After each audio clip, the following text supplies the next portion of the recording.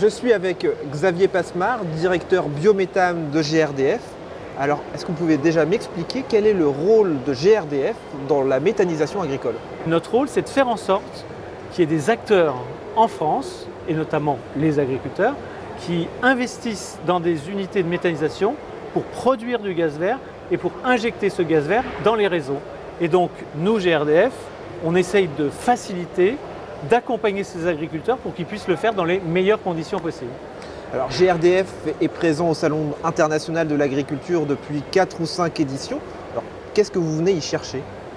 Alors, le Salon de l'agriculture, c'est une formidable vitrine. C'est une formidable vitrine parce que d'abord, ça nous permet de mettre en valeur au niveau du grand public le gaz vert, mais c'est une formidable vitrine aussi parce que notre écosystème, l'écosystème qui tourne autour de la méthanisation, il est présent au salon. Et donc c'est l'occasion d'abord d'organiser un certain nombre de rendez-vous et en un lieu unique de rencontrer ces acteurs-là. Mais c'est aussi une vitrine parce que à cette occasion-là, on va signer des accords, des partenariats avec les organisations qui travaillent avec nous. Alors qui travaillent avec nous, par exemple, dans la recherche et le développement, on signe des partenariats avec l'INRAE, mais aussi des signatures sur, par exemple, l'Association des agriculteurs méthaniseurs de France, qui est le principal syndicat qui regroupe les producteurs et porteurs de projets, avec lequel on travaille pour essayer de trouver les meilleures solutions pour les aider à se développer dans la méthanisation. Qu'est-ce qu'il y a comme perspective pour la méthanisation agricole? On a beaucoup parlé du gaz russe, on allait couper les robinets.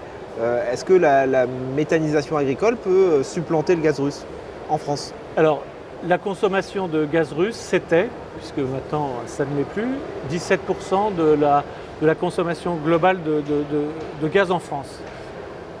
Le hasard des choses fait qu'on estime, nous, au niveau des acteurs de la filière, que le potentiel de développement du gaz renouvelable en France, à l'horizon 2030, ça représente 20%.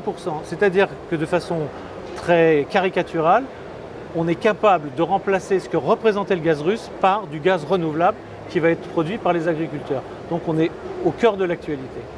Le Salon international de l'agriculture, c'est un salon professionnel. Alors qu'est-ce qui inquiète les cadres de GRDF? Quelles sont les rencontres? Quel est le sujet d'actualité?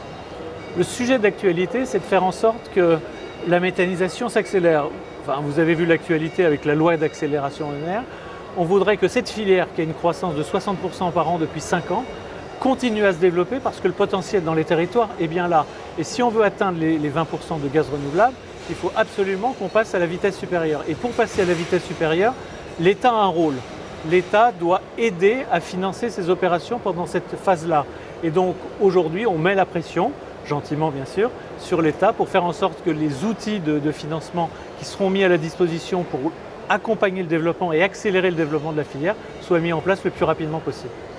Vous êtes dans le hall 4, il y a aussi les startups. Est-ce que vous avez des échanges avec ces jeunes pousses? Alors, on a énormément d'échanges avec les startups parce que l'écosystème de la méthanisation est très très riche et on a pris cette habitude de lancer des appels à projets de façon assez régulière sur des sujets divers et variés autour de la méthanisation. Et donc, un des sujets, par exemple, que je peux vous citer, vous savez que quand on produit du méthane, on produit aussi du CO2 qu'on va extraire du gaz pour avoir du méthane le plus pur possible et avoir les mêmes caractéristiques que le gaz naturel.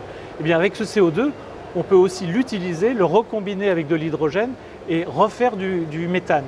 C'est ce qu'on appelle la méthanation. Et bien, dans le cas des appels à projets qu'on lance sur ce type de sujet, on a plein de startups qui répondent, qui se mettent aux côtés soit des collectivités, soit des agriculteurs pour faire en sorte de proposer des solutions de méthanisation qui vont permettre de produire à la fin beaucoup plus de méthane. Eh bien, merci beaucoup Xavier Passemard.